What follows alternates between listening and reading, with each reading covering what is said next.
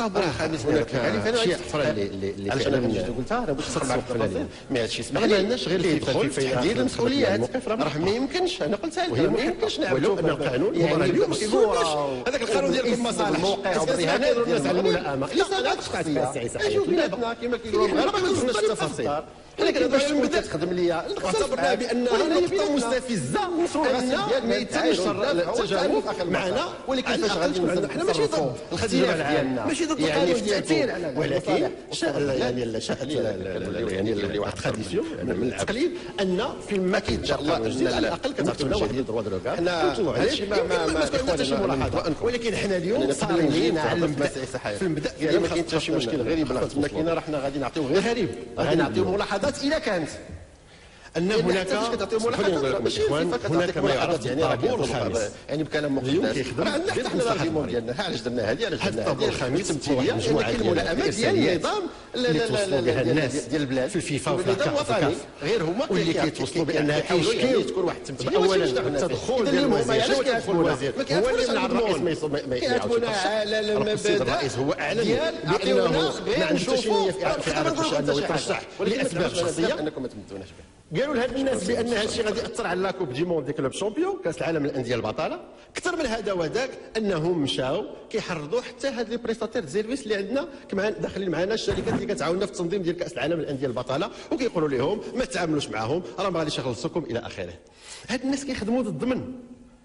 الا كان هاد الشيء الا كانت هاد الصرامه اللي تفضل بها السيد المستشار قال كنت تكون حريص عليها هي اللي قضت المضاجع ديال هاد الناس كيسحب اليوم واش انا ضد اشخاص انا درت واحد القانون باش نهزوا المستوى لانني انا ضد القانون اللي كيتقطع وكيتفصل على المقاس ما يمكنش نستمروا في هذا يعني في هذا الفكر وفي هذا الاتجاه.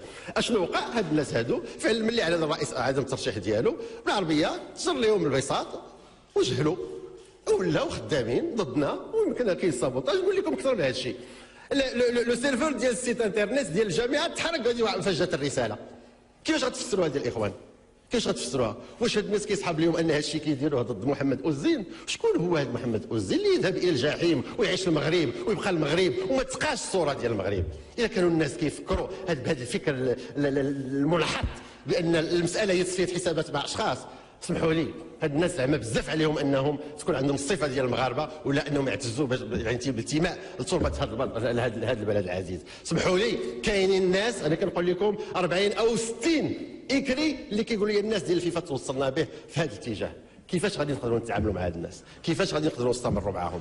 كيفاش غادي نقدروا هاد الناس انا كنقول لهم يتبجعوا بالتمغربي ديالهم؟ باش تعرفوا راه السيد المستشار الامور ماشي سهله. راه حنا كنتحاربوا على جميع الجهات. حنا النيه ديالنا ان نوصلوا للمستوى اللي بغينا نوصلوا هذا القانون